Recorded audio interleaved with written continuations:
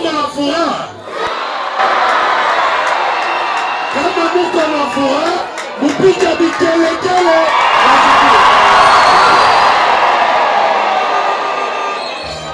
Mimi najielezea, nasema munamuona wa kumuona.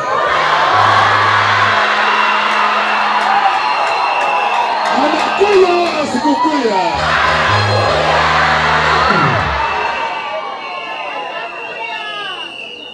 Magumu yetu yote, matabu yetu yote, mateso yetu yote, tunamupatia wao.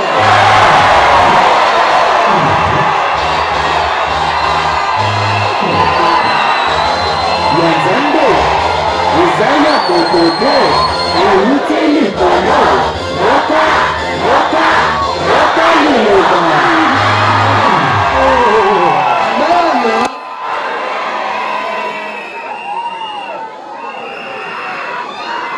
sa grandeur le prophète Condé Polo Dominique. On a signé qui c'est on a fait un museau le continue, hein. Sa grandeur, le prophète Condé Polo Dominique, fondateur et chef spirituel de l'église de Bananzambe. Matoto Katanga. Et nye munaona leo ayafanikaka. Kumuona mtumishi wetu. Makonfesio zote ya Kongo munajua. Malangia hapa basali na haiko furaha.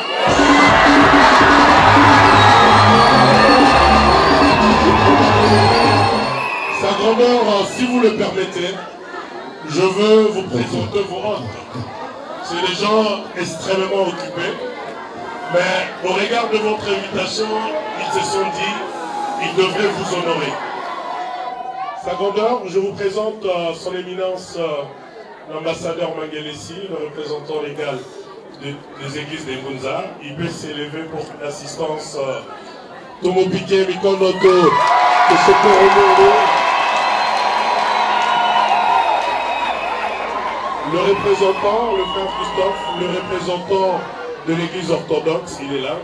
Il peut s'élever pour que l'assistance...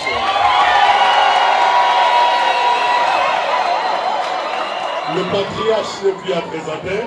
Vous mettez la patriarche Naboko, les représentants des églises de Congo.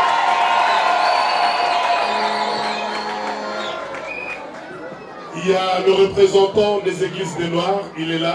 Applaudissez.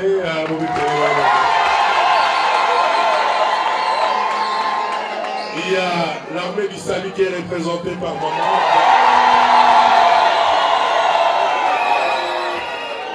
Il y a le Cheikh Abdallah de l'église islamique. Il arrive dans 2-3 minutes.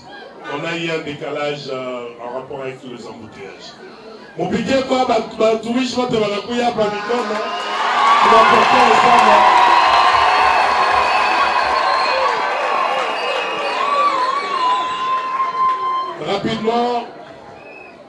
Rapidement, je voulais vous présenter rapidement l'église de Bananzambe. Son fondateur, il est là. Sa grandeur, le prophète Condé Polo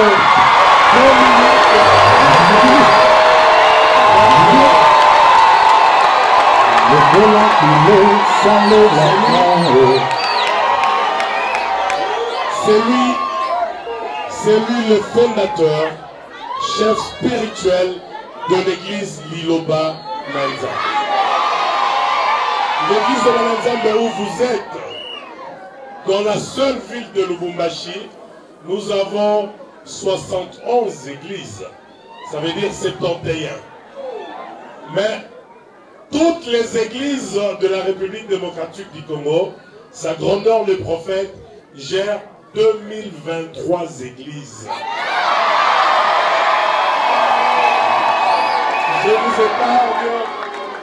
Je vous épargne de Brazzaville, Angola, France, Belgique, Allemagne, États-Unis, Canada. Partout là-bas, il y a des églises. Amen. Hein? L'église de Bananzambe, où vous êtes, cher révérend, a comme mission fondamentale, c'est l'amour. L'amour qu'il accorde à l'humain et l'amour qu'il accorde au prochain. Et le fondamental de notre doctrine réside essentiellement dans cette dimension de mettre l'amour de Dieu en action, en respectant et en donnant la vie à tous les quatre êtres, et éventuellement en respectant l'homme, parce que le prophète comme nous enseigne, comment voulez-vous aimer Dieu que vous ne voyez pas, mais l'homme qui est en face de vous, vous ne voulez pas l'aimer. Donc il nous a enseigné de s'aimer, de s'entraider et de se tenir main dans la main pour avancer. Ils ont bon côté, hein? Donc ce n'est pas à moi de parler, moi je voulais juste vous souhaiter un mot de bienvenue et je veux, si vous le permettez, demander très respectueusement à sa grandeur le prophète comme Paul Olomini de prendre la parole, non seulement de souhaiter le bienvenu à ses hôtes, éventuellement de s'adresser à ces peuples de Katanga Papa, Balakuchunga, Balasema Leonjo.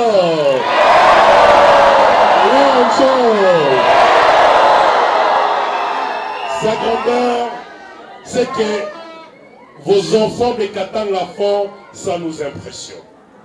Mais voyez comment ils sont en train de transformer ces sièges. Si je vous montre le plan, c'est formidable. C'est un peuple qui s'est accroché à ton message.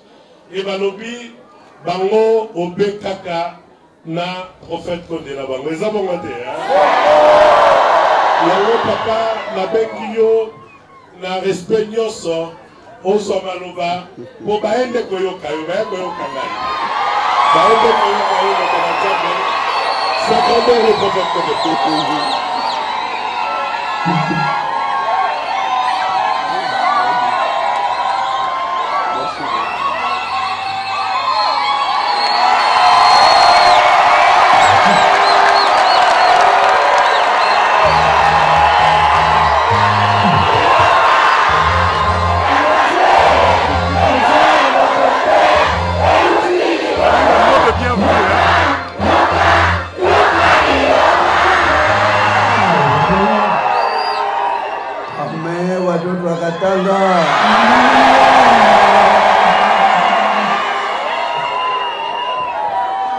Amen. Leo tuko na furaha sana za kupokea bageni wakubwa, mabwana. Tuko na furaha sana. Mungu abariki bageni bote wanakuja leo.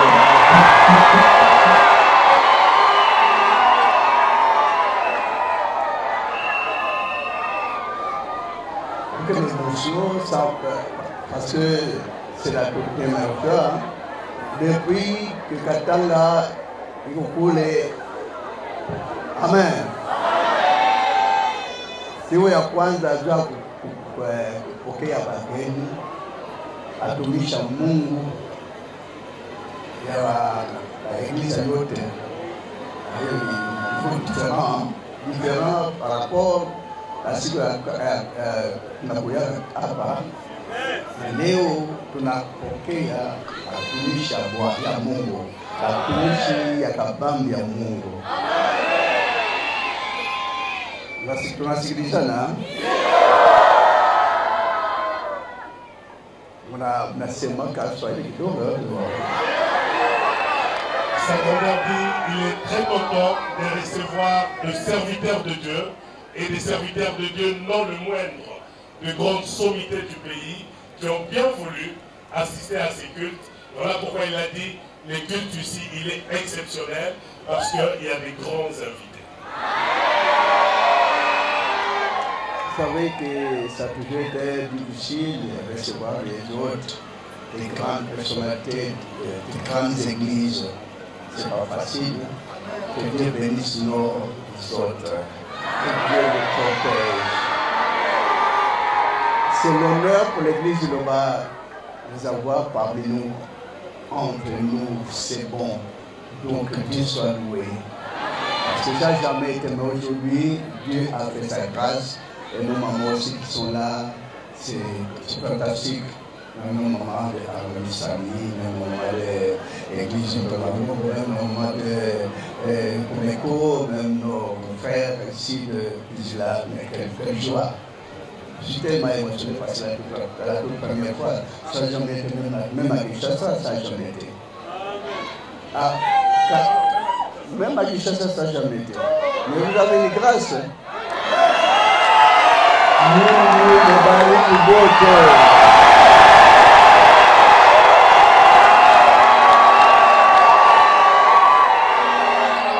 Amen.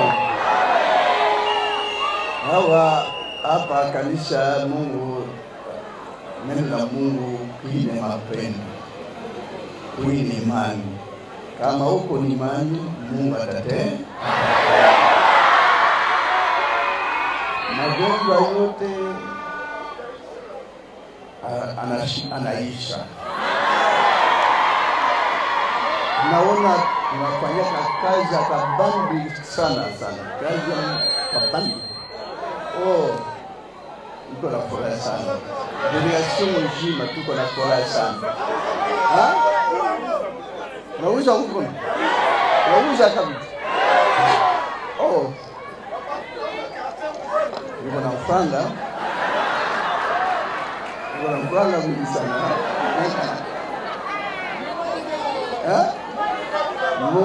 Mungu atatenda. Tunafanya miaka kai 4 ans. Beaucoup de chance parce que banduki yetu ya Chikapa banafanyaka 11 ans. 11 ans si kuye kule. Hapa 4 ans. 4 ans iko kidogo. Iko kidogo.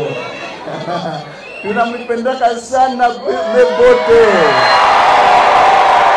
Kaza natumikaka hadi kaza kabambi sana. Amen. Bosambela mingi tunasema sasa kidogo Lingala.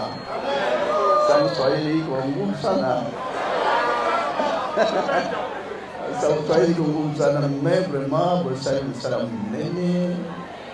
J'ai tellement surpris. Surtout journal de l'eau n'a pas yami. On a été ban et on va quand même on n'a pas eu on n'a pas mon macabolega. Même moi, quand on avait proposé cela, je ne savais même pas. Et si Bande Koubaye, je suis étonné. Et Bande Koubaye peut vous rendre nos visites, c'est bon, pour nous apprendre la langue. On m'a dit grâce à Dieu, première visite et à Bande Koubaye, ma confession religieuse, Baye attend, peut directement à l'église de la chance. Vous dites, Kata, à Bongisi Mokolango a quitté mon bibapo.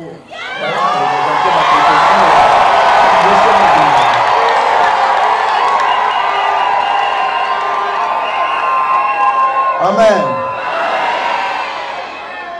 Kesho tunaonana kama kardinali ambao tunashuhudia mzuri sana.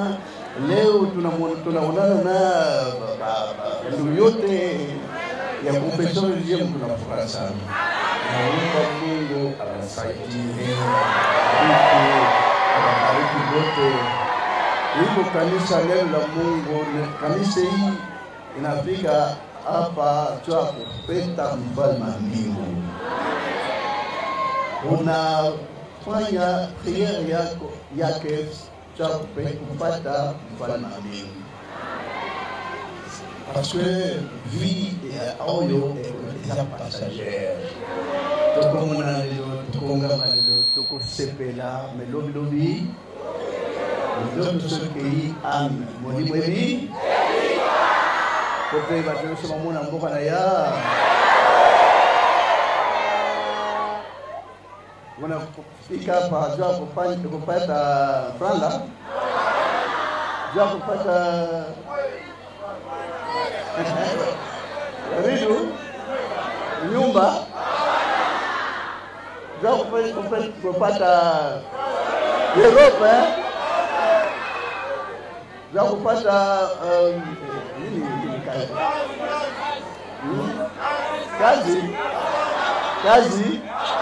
kazi akabambi kazi vyote bina me ame na bino mkola suke muna mboka na ya ata pas ata difficulté ata kozanga landa sambela ndam kola suka mulu hii ouais ressemble po azwa akende abeta loterie a gagné so réussir loterie te ozongishima loterie dans la Bible dans la likolo niyo shwana za sala hapa mbili bakenda bakota kuna peti na mambele mbili batika lawa azasu kipembeza atambo na zete kaya ya ndera sala mbili bataka kwa tanga tangi nambonga kwei badolari tikali Maria kei niyo shwana sala hapa mariage kuko bala il y a bala a place de la ici. On peut basalia au mingi comme chômage à makasi. Et c'est pas chômeur bala na kabona ba. Pas chômeur. Maman, on va accepter chômeur la bala. Amen bota. Kuyana ilo bapo bota te nyoso na bisala pa. Oh, kola kupesa apesi. Ngai kola tami ya usolate po kola kupesa tampo bozonga bulute. Luka pa 2 semaines. On a fait 2 semaines. On a fait siku yote. Tunaonana siku yote. Mungu anabariki wote. Mungu anajua miombi yenu.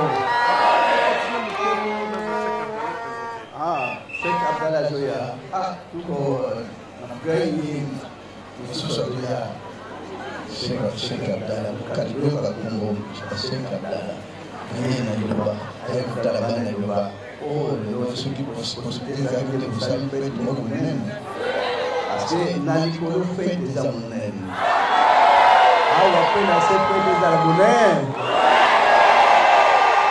Malgré la haute condamnabilité pour Yéba et pour tout pour préparer pour tout mais c'est une grande fête. On doit célébrer, on doit écrire cela. C'est la toute première fois qu'on a de hautes personnalités, de grandes personnalités religieuses, et ça fait quand même la joie.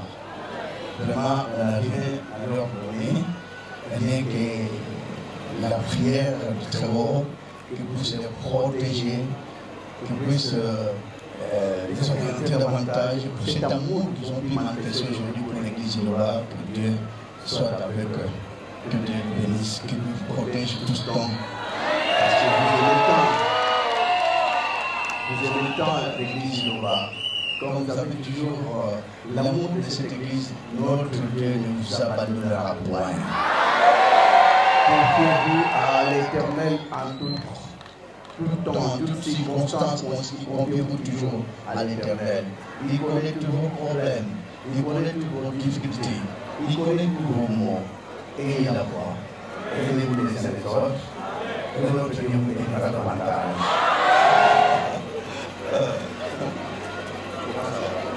Salut.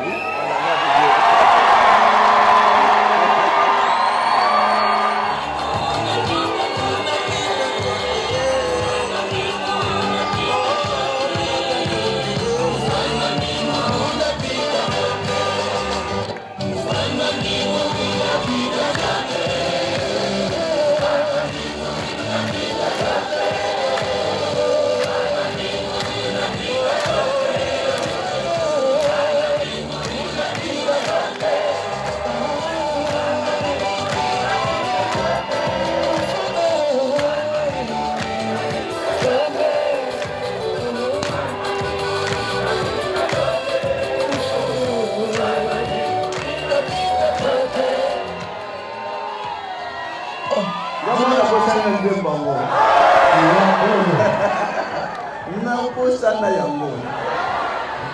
Tango yo eyembi na batu bayemba ki bakiki ndena sina sutuki o orke ndemba to ko na ya wa. Ko ba sango.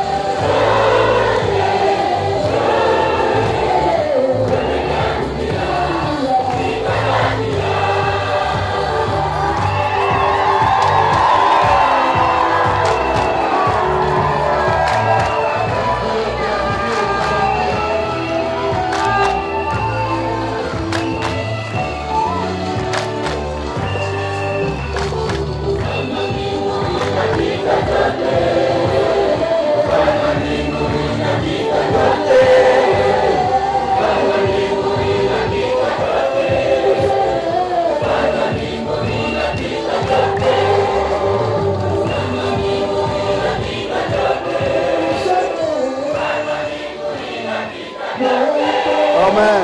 Albaka yang dambu kemudian dimanche.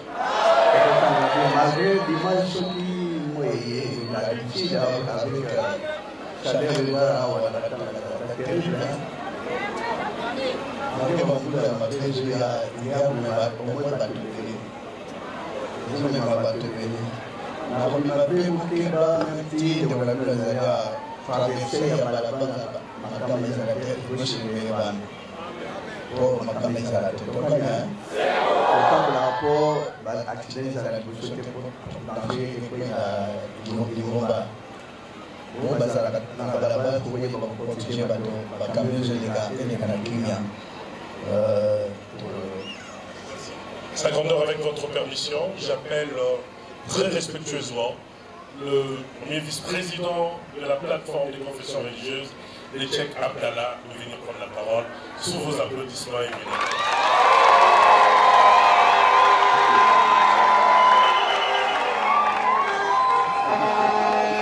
Ça va dans quelle langue? Toute langue, n'importe quelle langue.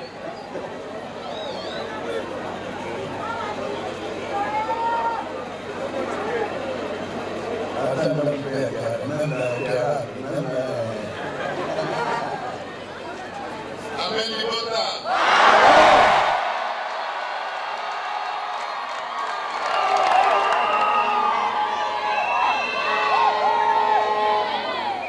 Na sepeli mingi. Zambe ya salida biso.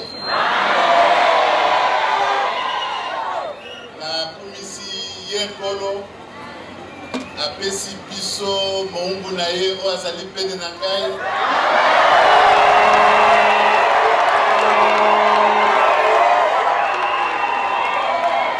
Zambe apambola moko oyo aza na kati ya esika oyo.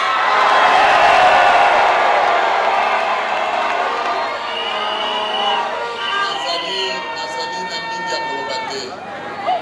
Me kasi ntango na koti na moni esika oyo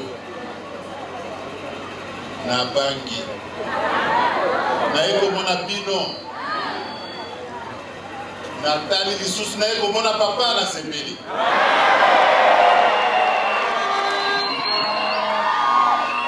donc eloko oyo tokotia na mutu ete Nzambe andimi mabondeli nyonso oyo elekaki nsima. Projet oyo esila pe ekosila pe ekobota baprojet mosusu.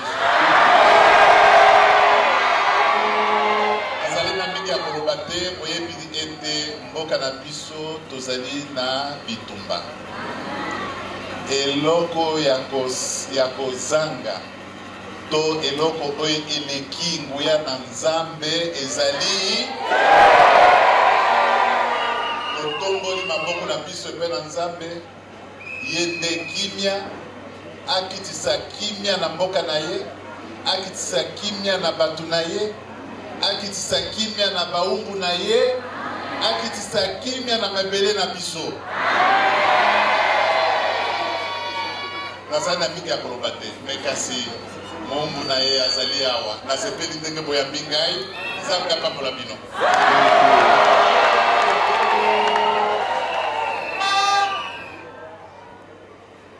Boyebi nasepeli komona ete na ye awa mombu na Nzambe pene na ngai tozali na kati ya lingomba moko. Lingomba wana ebengami plateforme ya confession religieuse de la République démocratique du Congo. Oyo mosali ya liboso epe na biso abengami na kombo ya évêque général Dodo Kamba. Azali awa na biso te, azali na mobembo, ta mosusu lobi na sima lobi tokomona ye. Okendi dimanche na jour ya losambo. Molobeli na bino sikoyo nde nazo kumba ba responsabilité nyonso wana oyo atikeli biso parce que soki azalaki awa ye nde alingaki aloba. Mais kasi nazali ngai moko te, nazali na baninga bazali awa, tozali na Monseigneur Patriarche na kolinga atelema bomo na ye. Soki nalobi Patriarche ezali pamba te, ye wana.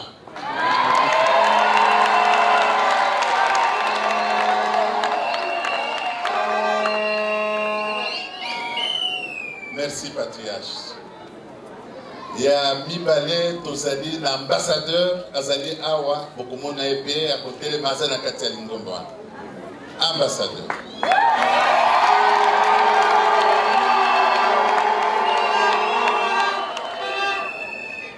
Ya misato tozali na ndeko père ya église orthodoxe oyo ezali représenté awa na kati azali wana telema bapesa.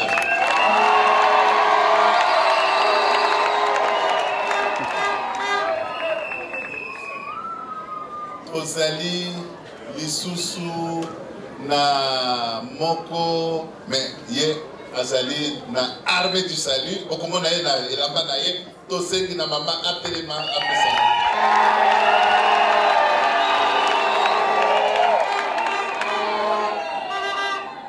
Merci tozali pe na église ya batu Moindo atelema pe bapesa.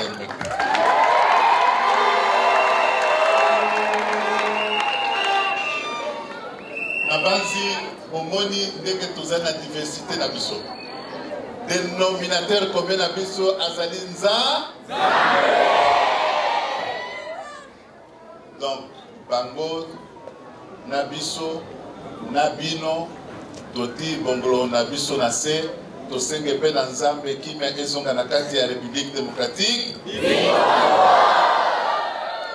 Nazali na mingi ya koloba te mekasi soki tokutani boye makambo ebele ezali na makambo nyonso ezali awa moko azali pe na oyo ye na kati tozala na kimia tozala na mayele ya kokotela yango pamba te Nzambe ayoka moko na kati na biso na makambo oyo azali nango pe Nzambe abatela biso na mabota na biso na misala na biso.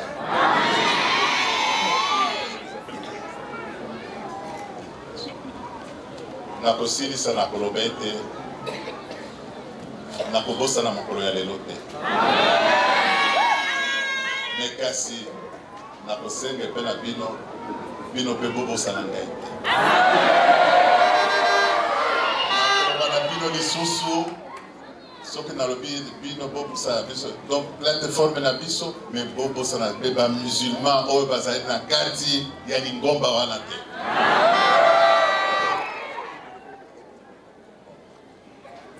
boyebi ndenge tozali boyokaka na bamboka mosusu o ba musulman na bitumba na ba non musulman toyoki yango toyokaki oh non ba musulman contre les non musulmans donc les chrétiens contre les musulmans na mboka na biso tolingi yango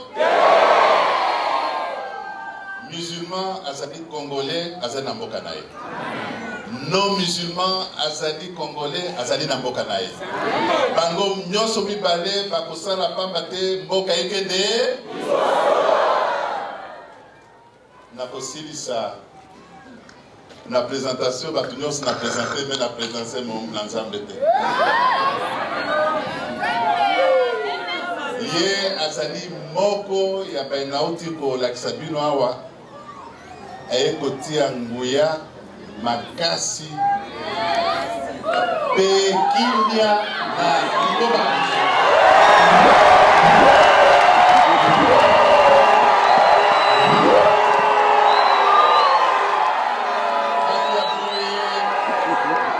batu ya boye bazalaka mingi te na kati ya mokili batu ya boye bazalaka mingi te na kati ya mokili me eloko etikali tosenga na nkolo abatela biso ye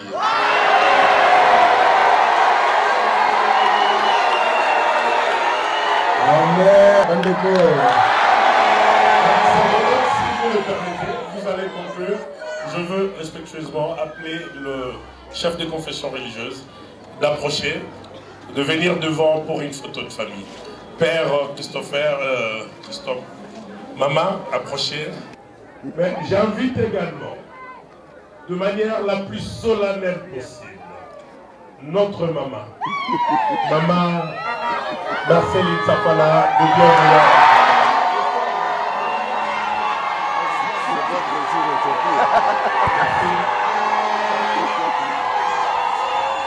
Alors pour clôturer, j'invite le représentant des sa grandeur, le prophète Kodia Lubumbashi, pour sa contribution.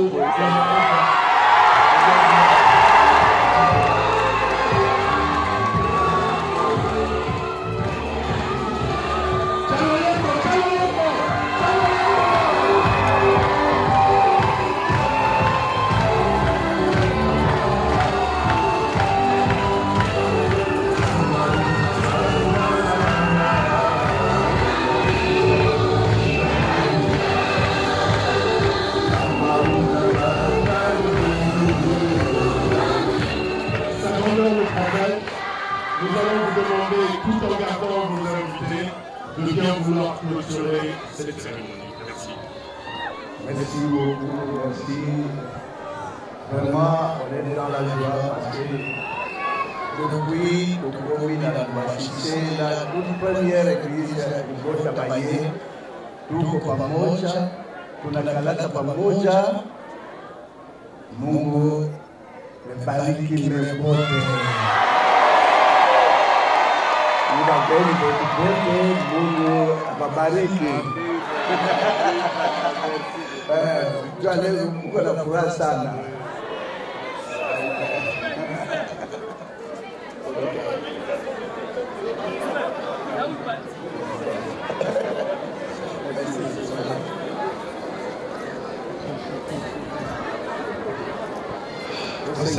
Tata. Zamba na kwa tata masala la penasi. Amatore pe kupeke mo kana bula na bolu pe na kuto munene ya wenzam na kumweshi kusa mabukisha mkolelo na libota ya Lubumbashi basiege bete ba ya baba pa ya nini ba kutie pa no tata. Zamba mo presence na mo meneza kana biso. Bete bulingi bomoko tata mwana 1964 na Lisanga. sunga bapona bino nyonso nyonso na libashi babatama na ngoya ya no mobimba katanga mobimba pe batama na ngoya na yo ezala bapaya nyonso na boli ko pena ko boto nene basikola kisa mkolelo nzambe moyo ngonupe maoneka moko na moko oli kwa likolo kwa tata mwana no centre kana likolo ezala kata mo staff sa bango stade na bango sunga bango e batela pe ngomba mobimba pe ngomba nyonso na bango plateforme na batela na ngoya no na bongo poni kwa likolo ya wonza mtata ebisa likota to abata masumu boto ni kana kata moko na moko kimia ezala kata bapona no ya centre sa moko no tata ko chama kata libota na Kongo na Yesu Kristo na zaret no wa no centre de la kina bomba na seko amen.